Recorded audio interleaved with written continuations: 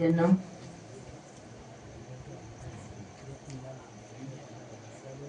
એકાગ્ર બની બેસજો, ઠેકાણે ચિત્ત હૃદય મન રાખજો. સુંદર આપ સૌ માટે વચના અમૃત ઉપદેશના છે. ગુરુ વશિષ્ઠ અને રામને ઉપદેશ.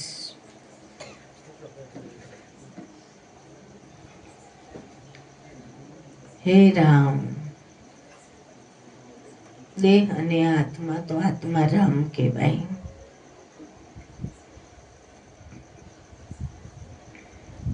હે રામ, દાન પુણ્ય તીર્થની વ્રત વગેરે જેટલા પણ સાધન છે,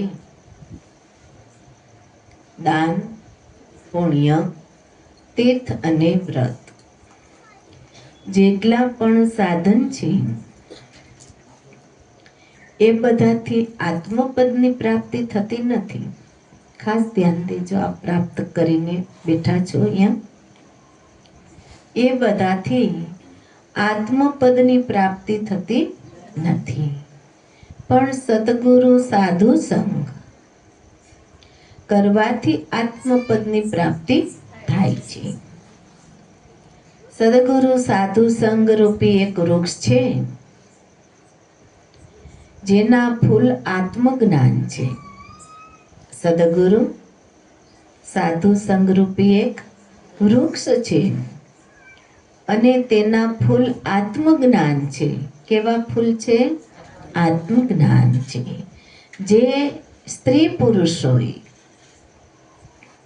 ફૂલની ઈચ્છા કરી છે. આવડું બધું બ્રહ્માંડ છે, વિશ્વ છે, અને ઘણા બધા સ્ત્રી પુરુષો છે, એની કોઈ સીમા નથી. એમાં કોઈ ઈચ્છા કરે છે, ઈચ્છા કરે છે તો એને પામે છે. ફૂલની ઈચ્છા કરે છે. ફૂલ કેવું છે? આત્મજ્ઞાન રૂપી ફૂલ છે અને સાધુ સંગ રૂપી વૃક્ષ છે. અને જે આ જગતની અંદર નરની નારીએ ઈચ્છા કરી છે, તે જ અનુભવરૂપી ફળને પ્રાપ્ત કરે છે. બધાય કરી શકતા નથી. જે સ્ત્રી પુરુષ આત્માનંદથી રહિત છે, જે સ્ત્રી પુરુષ આત્માનંદથી રહિત છે. ભગવાન શ્રી કૃષ્ણએ અર્જુન નામના સેવકને બહુ સુંદર રીતે આ ઉપર વર્ણન કર્યું છે. નારાયણે જે સ્ત્રી પુરુષો આત્માનંદથી રહિત છે, તે સદગુરુ સાધુના સંગથી પામીને આત્માનંદથી પૂર્ણ થાય છે. જે સદગુરુ સંતથી પામીને અને આત્માનંદથી પૂર્ણ થાય છે. જે જીવ અજ્ઞાને કરીને મૃત્યુને પ્રાપ્ત થાય છે, જે જીવ અજ્ઞાને કરીને મૃત્યુને પ્રાપ્ત થાય છે, તે સાધુ સંગ વડે જ્ઞાન પ્રાપ્ત કરીને અમર પદને પામે છે. ઓહો, વિચારો, આજ મનુષ્ય કેટલી મહેનત સંસાર માટે કરે છે. એટલી બળદિયાની નથી કરવી પડતી, ટનને પશુની કરવી પડતી નથી. એટલી મહેનત કરે છતાં પોતે પોતાનું પણ કલ્યાણ કરી શકતો નથી.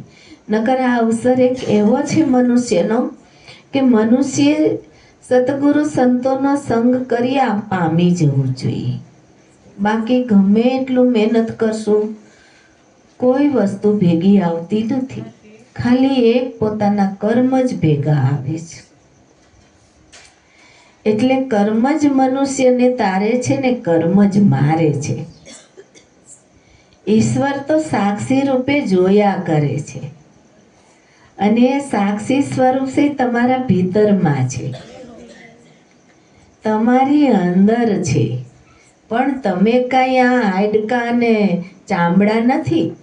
જો એમાં ઈશ્વરને ગોતશો તો મળશે નહીં. ઇન્દ્રિયોમાં ગોતશો તો ઈશ્વર નહીં મળે, મનમાં ગોતશો, બુદ્ધિમાં ગોતશો તોય નહીં મળે. લોહી, વીર્ય, કફ, પિત્તથી ગંદી આ દેહ છે એમાં ગોતશો તો નહીં મળે, પણ તમારી અંદર મળી. તમારી અંદર તમે પોતે પોતાનો કરવો વિચાર નિરખ નિજ નામને. આવું આપણા સંતો બોલ્યા. એટલા માટે વાત કરે છે કે જે જીવ અજ્ઞાની કરી મૃત્યુને પામે છે તે સદગુરુ સંગ વડે જ્ઞાન થાય છે, અને જીવ અજ્ઞાને કરી અમર પદને ભોગવે છે. અમર પદને પામે છે જેવો અનેક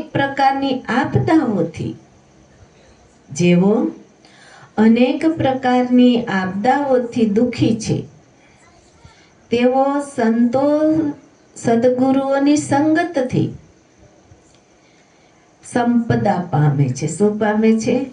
જે જીવો આપદાઓ ભોગવે છે, દુઃખો ભોગવે છે, તો એ સદગુરુ સંતોથી સમતા પામે છે. સંપદા આપદા રૂપી કમળનો નાશ કરનાર, આપદા રૂપી કમળનો નાશ કરનાર સત્સંગ રૂપી તુષારહીમ છે. એટલે કીધું કે સત્સંગ છે એ ખૂબ ઉત્તમ છે. એમાંય સાચા સદગુરુ સંતોનો આત્મજ્ઞાન બ્રહ્મજ્ઞાનનો સત્સંગ એટલે ઉત્તમ સત્સંગ, ઉત્તમ સત્સંગી. અને હંમેશા જો પોતાનું ભલું ને કલ્યાણ ઈચ્છતા હોય ને અન્યનું ઈચ્છતા હોય સારું, તો ખરેખર મનુષ્ય જન્મની અંદર જ આ કમાઈ કરી લેવી જોઈએ. સંતોની સંગથી આત્મબુદ્ધિ, જન્મો છો ત્યારે તમને ઈશ્વર બુદ્ધિ આપે છે. જન્મતાવે તમે બહિર્મુખ થાવ છો એટલે બુદ્ધિને પદાર્થનું જ્ઞાન થાય છે.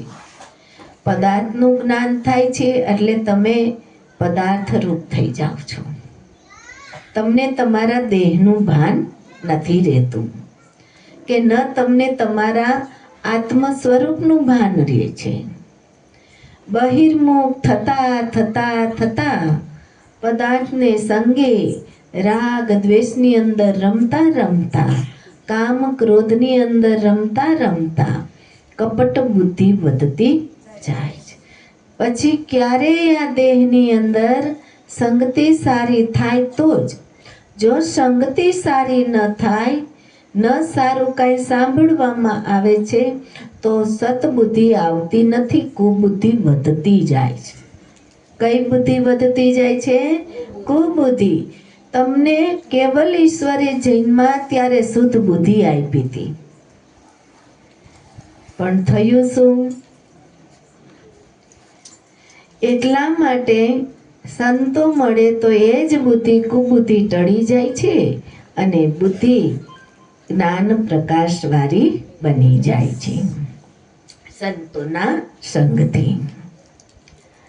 કેવી બુદ્ધિ થાય છે જ્ઞાન પ્રકાશવાળી? તો કે આત્મબુદ્ધિ થાય છે. સાચા સદગુરુ સંતોને સંગે બુદ્ધિ કેવી બને છે? આત્મબુદ્ધિ બને છે. કે ખોટી વાત છે? આપ સૌ એ જાણો છો અને અનુભવી એવો છો. ત્યારે મનુષ્ય દુઃખ અને મૃત્યુથી રહિત થઈને, સુંદર વચનામૃત છે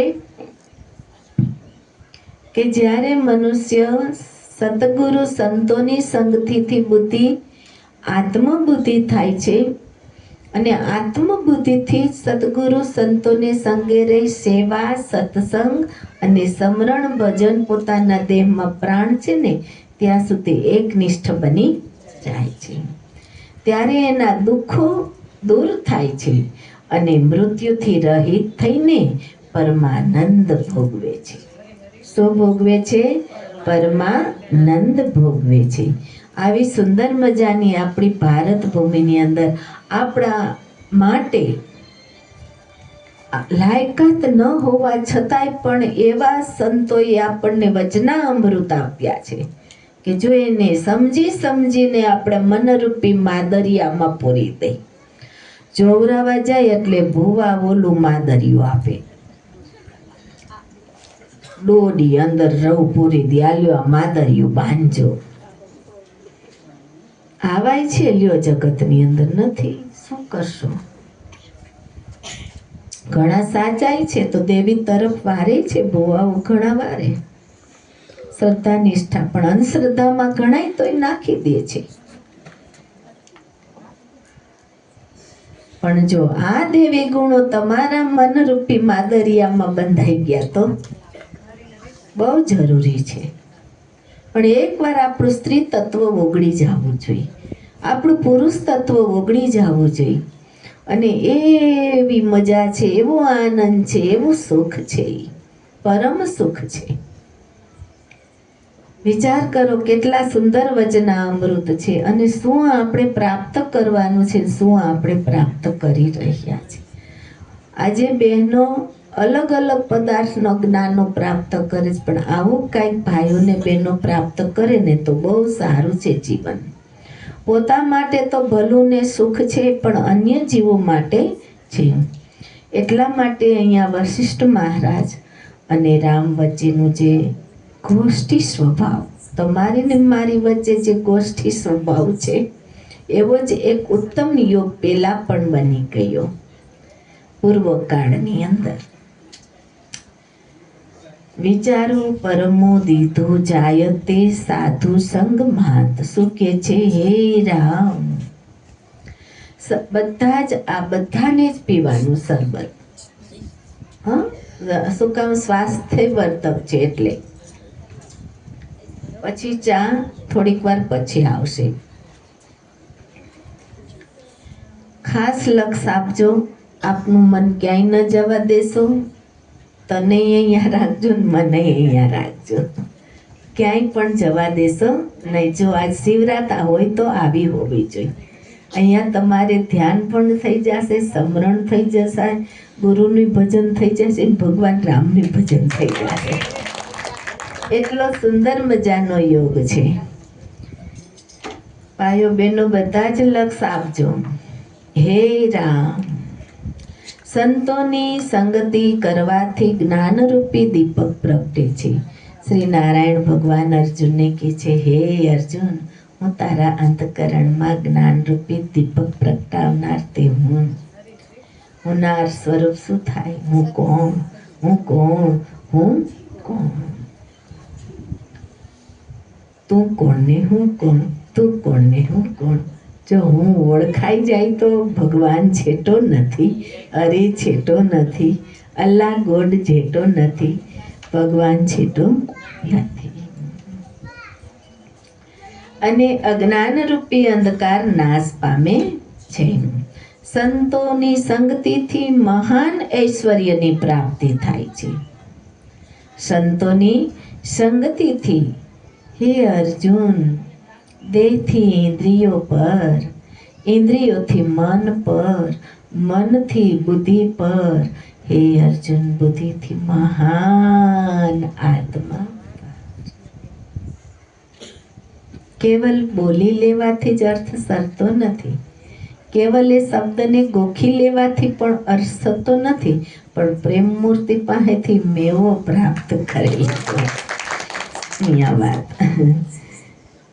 સુંદર મજાની ઐશ્વર્ય, મહાન ઐશ્વર્યની પ્રાપ્તિ થાય છે. અને પછી કોઈ પણ ભોગ પદાર્થની ઈચ્છા રહેતી, પછી ઈચ્છા ન હોય તોય તમે એ બધું જ ભોગવવામાં આવશે. ઈચ્છા રહી તમારી સામે કડું થશે. તમારી ઈચ્છા નહીં હોય ને એટલે જ એને અક્ષય પાત્ર કહેવામાં આવે છે. અને આખા બ્રહ્માંડનું ઐશ્વર્ય એમાં સમાયેલું છે. એટલા માટે ભગવાન એને અપ્રેમી વસ્તુ કીધી. કેવી? અપ્રેમી, અખૂટ, એમાંથી ક્યારેય ખૂટતું નથી. જેમ કલ્પવૃક્ષ પાસે જવાથી મનવાંછિત ફળની પ્રાપ્તિ થાય છે, તેમજ સંતોની પાસે જવાથી બધી જ કામનાઓ પૂર્ણ થાય છે. જેમ નાવિક નૌકા વડે મુસાફરોને આ કાંઠેથી સામે કાંઠે લઈ જાય છે, તેમ સદગુરુ સંતો સંસાર સમુદ્ર પાર કરાવનાર સંતજનો જ છે. સાચા સંતોની સંગતિથી જ્ઞાનવાન થવાય છે. આ તો પૂરો અનુભવ ને. અને સૌથી ઉત્તમ પદમાં બિરાજો છો.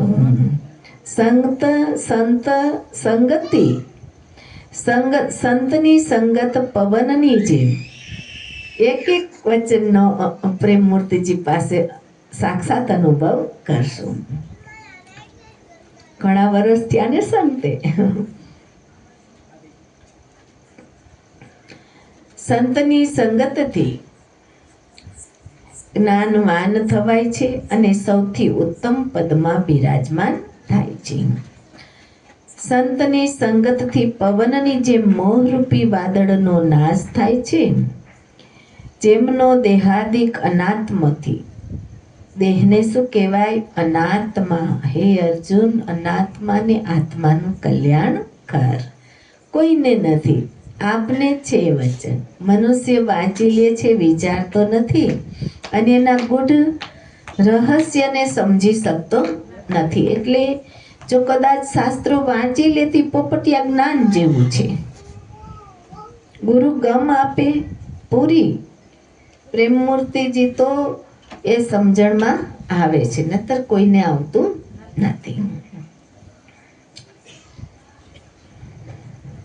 અનાત્મ સ્નેહ નષ્ટ થયો છે, શુદ્ધ આત્મામાં જેની સ્થિતિ થઈ છે. બહુ સરસ જ્યોતિ સ્વરૂપ છે. જ્યોતિની પણ જ્યોતિ છે. હે અર્જુન, તું તે મને જાણ. તે તું મને જાણ. અગ્નિ બાળે નહીં, પાણી બીંજવે નહીં, પવન સૂકવે નહીં, હથિયાર કાપે નહીં. ભગવાન કે હું કદી ન હતો, તો કે વાલા તમે કોણ છો?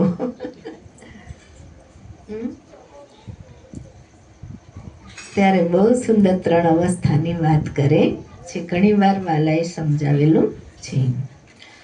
શુદ્ધ આત્મામાં સ્થિતિ થાય છે. ધ્યાન, સુમિરન, ભજન. ભજન કહેવાય છે, સુમિરન કહેવાય છે ને ધ્યાન કહેવાય છે. અને તેનાથી તૃપ્તિ પણ થાય છે. તથા સંસારના અનિષ્ટથી જેમની બુદ્ધિ ચલાયમાન થતી નથી, જેમ હંમેશા સમતા ભાવમાં સ્થિર રહે છે, તેઓ આ સંસાર રૂપી સાગરને ફૂલની જેમ પાર ઉતારનાર છે. અને આપદા રૂપી વેલનો જડ મૂળથી નાશ કરનાર સંતજનો જ છે. સંતજનો જ છે. હે રામ, સંતજન પ્રકાશ રૂપ છે.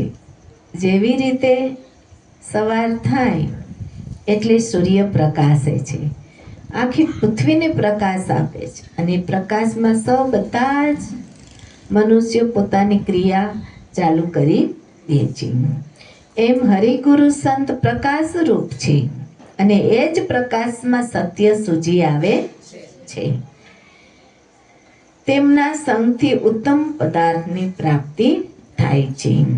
જેઓ પોતાના પુરુષાર્થ રૂપી નેત્રોથી હીન છે. આળસુ, પ્રમાદી. પુરુષાર્થ મોટો દેવ છે. ધનની ઈચ્છા હોય તો ધંધો કર, પુરુષાર્થ કર. પુરુષાર્થ અનેક પ્રકારના છે, પણ પુરુષાર્થ જરૂર કરવો જોઈએ. જે લોકો પુરુષાર્થ સાધારણ જેનો છે, બહુ બળિયો ઉત્તમ પુરુષાર્થ હોવો જોઈએ, તો જરૂર એના ધ્યેયને પ્રાપ્ત કરે છે. તો અહીંયા શું વાત કરે છે? જેઓ પોતાના પુરુષાર્થ રૂપી નેત્રોથી હીન છે. પુરુષાર્થ રૂપી આંખ હોવી જોઈએ,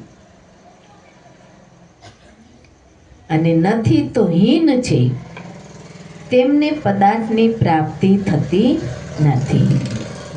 જે પુરુષોએ સત્સંગનો ત્યાગ કર્યો છે, સ્ત્રી પુરુષોએ જે સ્ત્રી પુરુષોએ સત્સંગનો ત્યાગ કર્યો છે તેઓ નરકરૂપી અગ્નિમાં લાકડાની જેમ બળે છે. જે સ્ત્રી પુરુષોએ સત્સંગનો ત્યાગ કર્યો, સત્સંગ આત્મજ્ઞાનનો, સત્સંગ બ્રહ્મ જ્ઞાનનો, કેવલ ભાષણ નહીં.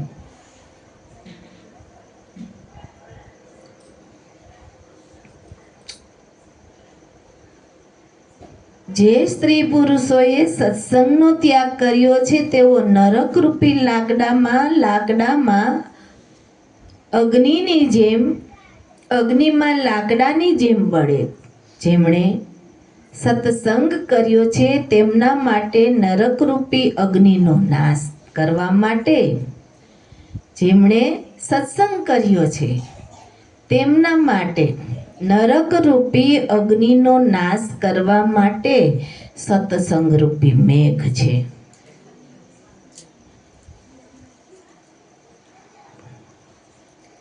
હે રામ,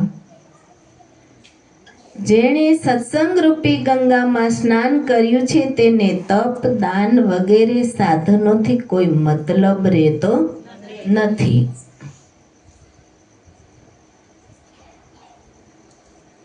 એટલા જ માટે સત્સંગ, સેવા અને નામ સુમેરન ભજન, તે સત્સંગ કરીને પરમ ગતિને પ્રાપ્ત થાય છે. એટલા માટે અન્ય સર્વ ઉપાયનો ત્યાગ કરીને સત્સંગ શોધવો જોઈએ. કેટલા ભાગ્યશાળી છો, હામે ગંગા આવી છે કે નહીં?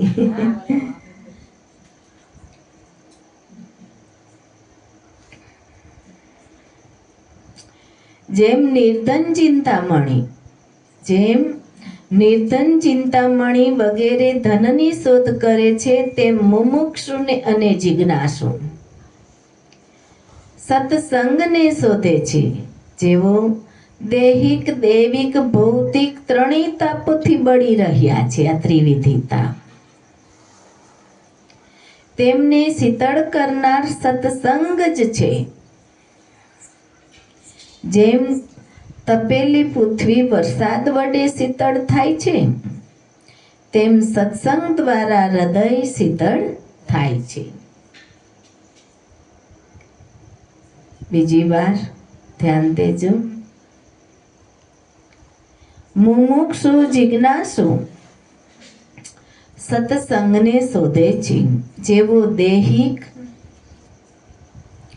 દૈવિક અને ભૌતિક ત્રણેય તાપોથી બળી રહ્યા છે, જગતના જીવો.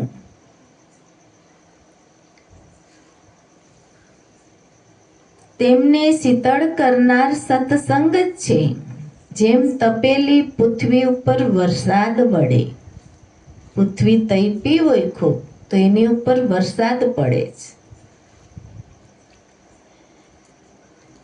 જેમ તપેલી પૃથ્વી ઉપર વરસાદ પડે ને શીતળ થાય છે, એમ જ જીવાત્મા આ ત્રણ વ્યાધિઓથી શીતળ થાય છે, મુક્ત થાય છે સત્સંગથી. તેમ સત્સંગ દ્વારા હૃદય શીતળ થાય છે. હે રામ, સત્સંગ રૂપી કુહાડી મોહ અને અજ્ઞાન રૂપી વૃક્ષનો નાશ કરનાર છે. સત્સંગ કરીને જ મનુષ્ય અવિનાશી પદને પામે છે. હમણાં આપણે ભજનમાં ગાતા ને ચંદુલાલની, બહુ આનંદ કરાવ્યો, ખૂબ આનંદ કરાવ્યો. તે પદને પામ્યા પછી કોઈ પણ પદની પ્રાપ્ત કરવાની ઈચ્છા રહેતી નથી. સંતોનો સંગ સૌથી ઉત્તમ છે. જેમ બધી અપસરાઓમાં લક્ષ્મી ઉત્તમ છે, એમ સંતોનો સંગ સૌથી ઉત્તમ છે. તેમ સંત સંગતને પ્રાપ્ત કરનાર પણ સૌથી ઉત્તમ છે જીવ જાતિમાં. એટલા માટે પોતાના કલ્યાણ માટે સત્સંગ કરવો એ તમારા માટે યોગ્ય છે. હે રામ, ક્ષમતા, સંતોષ, વિચારને સત્સંગ. જીવનમાં બહુ ગુણો કામના છે. દેવી ગુણો, ઉત્તમ ગુણો. હે રામ, સમતા, સંતોષ અને વિચાર અને સત્સંગ આ 4 મોક્ષના દ્વાર પાડું છે કે જે તમને કહ્યા. જે સ્ત્રી પુરુષોએ એમની સાથે પ્રીતિ કરી નથી. કેની સાથે? તો કે સમતા, સંતોષ, વિચાર અને સત્સંગ સાથે પ્રીતિ નથી કરી. તેઓ જે સ્ત્રી પુરુષોએ એમની સાથે પ્રીતિ કરી છે તેઓ સીધો જ આત્મપદને પ્રાપ્ત કરે છે. કેની સાથે? સમતા, સંતોષ, વિચારને સત્સંગ. અને જેઓ તેમની સેવા નથી કરતા, જેઓ તેમની સેવા નથી કરતા તેઓ મોક્ષ પામતા નથી. હે રામ, જ્યાં સમુદ્ર છે ત્યાં બધી નદીઓ આપોઆપ જ પહોંચી જાય છે. જ્યાં સમતા ભાવ હોય છે ત્યાં સંતોષ, વિચાર અને સત્સંગ આ ત્રણેય આવી જાય છે. જ્યાં સાધુ સંગમ થાય છે ત્યાં સમતા, સંતોષ અને વિચાર આવીને હાજર થઈ જાય છે. જ્યાં કલ્પવૃક્ષ હોય છે ત્યાં બધા પદાર્થો ઉપસ્થિત રહે છે.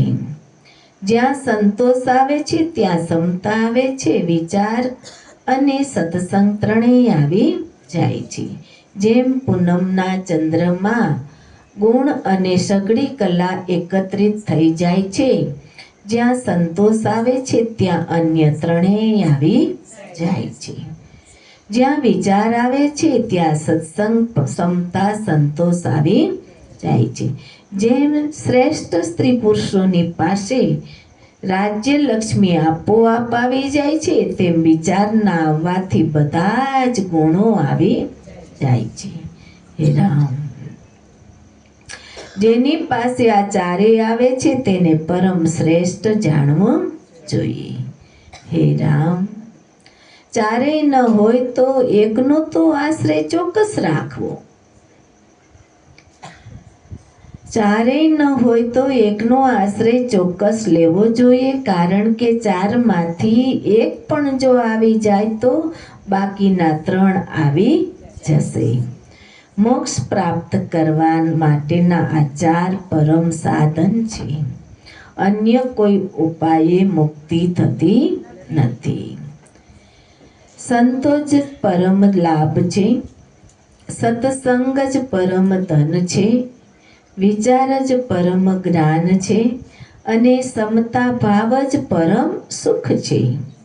હે રામ, આ ચારેય પરમ કલ્યાણ કરતા છે. જે આ ચારેયથી સંપન્ન છે તેની બ્રહ્માદિક પણ સ્તુતિ કરે છે. માટે સંપૂર્ણપણે આનો આશ્રય લઈને મનને વશ કરી લ્યો.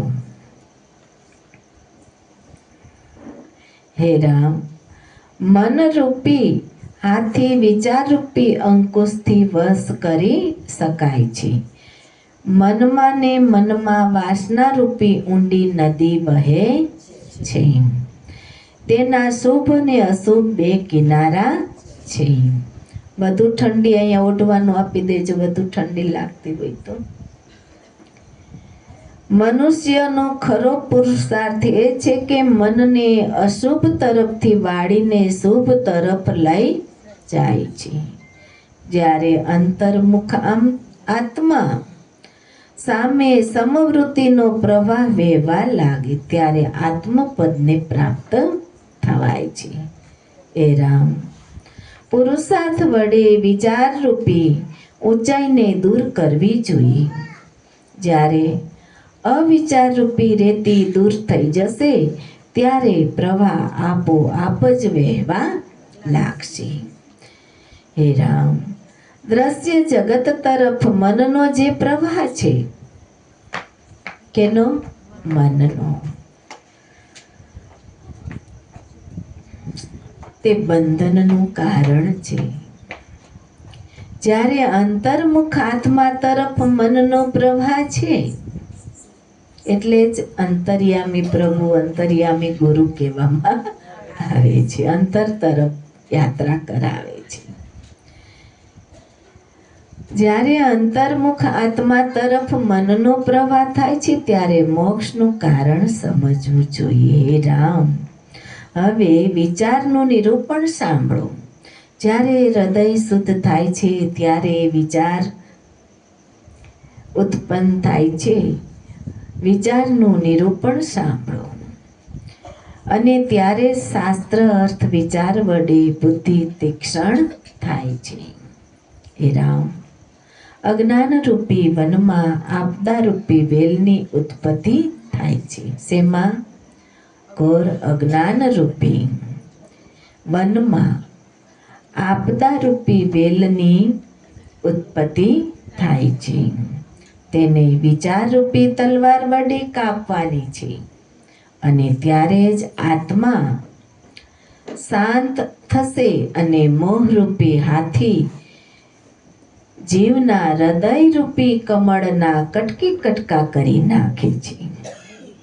સારાંશ એ છે કે ઇષ્ટ અનિષ્ટ પદાર્થમાં રાગ દ્વેષ કરવાથી મન છેદાય છે. જ્યારે વિચારરૂપી સિંહ પ્રગટ થઈને મોહરૂપી હાથીનો નાશ કરે, ત્યારે જ આત્મા શાંત થાય છે. જેને પણ સિદ્ધિ પ્રાપ્ત થઈ છે, તેને વિચાર અને પુરુષાર્થ કરવાથી જ પ્રાપ્ત થઈ છે. હે રાજા, એક જે રાજા થાય છે, તે પહેલા વિચાર કરીને પુરુષાર્થ કરે છે.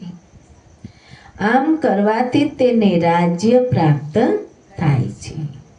બળ, બુદ્ધિ, તેજ ચારેય પદાર્થનું આગમન જેના ઉપર ઉલ્લેખ કરવામાં આવ્યો, તે જ પદાર્થ પંચમ પદાર્થની પ્રાપ્ત પણ શુભ વિચારથી જ થાય છે.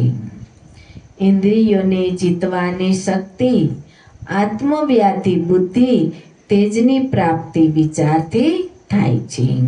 હે રામ, પુરુષોએ વિચારનો આશ્રય લીધો છે. સ્ત્રીઓએ જેને વિચારનો આશ્રય લીધું, તેઓ વિચારની દ્રઢતા કરીને જે વસ્તુની વાસના કરે તેને અવશ્ય પ્રાપ્ત કરે છે.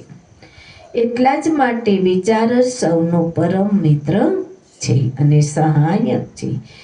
વિચારવાન સ્ત્રી પુરુષો વિપત્તિ આવવાથી વિચલિત થતો નથી. જેમ તુંબડું પાણીમાં ડૂબતું નથી, તેમ સ્ત્રી પુરુષો વિપત્તિમાં ડૂબતા નથી. જેમ તુંબડું પાણીમાં ડૂબતું નથી, તેમ સ્ત્રી પુરુષો વિપત્તિમાં ડૂબતા નથી. હે રામ, વિચારયુક્ત થઈને કર્મ કરી તેના માટે કરવામાં આવેલી આ બધી ક્રિયાઓ સિદ્ધતાનું કારણરૂપ થઈ જાય છે. અથાન જેવો વિચાર કરે તેવો પદાર્થની સિદ્ધિને પામે છે. જેવી રીતે દવા વડે પદાર્થનું જ્ઞાન દીવા વડે પદાર્થનું જ્ઞાન થાય, તેવી જ રીતે સ્ત્રી પુરુષને વિચાર વડે જ સત્ય અસત્યનું જ્ઞાન થાય છે. જેણે અસત્યનો ત્યાગ કરી સત્ય માટેનો પ્રયત્ન કર્યો, તે જ વિચારવાન કહેવાય છે. હે રામ, સંસારરૂપી સાગરમાં આપત્તિરૂપી તરંગો ઉત્પન્ન થયા કરે છે. જે વિચારવાન સ્ત્રી પુરુષો છે, તે સંસારના ભાવ અભાવના કષ્ટને પ્રાપ્ત થતા નથી. જે કઈ ક્રિયા વિચાર કર્યા વિના કરવામાં આવે છે, તેનું પરિણામ સુખદાયક હોય છે. વિચાર સુખદાયક હોય છે. વગર વિચાર્યું કરવાથી દુઃખની પ્રાપ્તિ થાય છે. એ રામ, અવિચારરૂપી કાંટાનું વૃક્ષ છે, તેમાં દુઃખરૂપી કાંટા ઉત્પન્ન થાય છે. અવિચારરૂપી રાત્રિમાં તૃષ્ણારૂપી પિચાસણી આવીને વસે છે. પણ વિચાર રૂપી સૂર્યનો ઉદય થવાથી અવિચાર રૂપી રાત્રિ એટલે તૃષ્ણા રૂપી પિચાસણી નાશ પામે છે. હે રામ, મારો એ જ આશીર્વાદ છે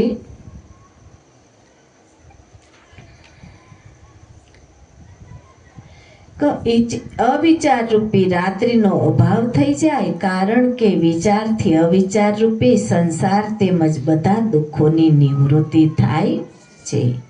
બાળક અવિચારને કારણે પોતાના પડછાયાને વેતાળને ભૂત અથવા પ્રેત માનીને ભય પામે છે, પણ વિચાર કરવાથી ભય નાશ પામે છે.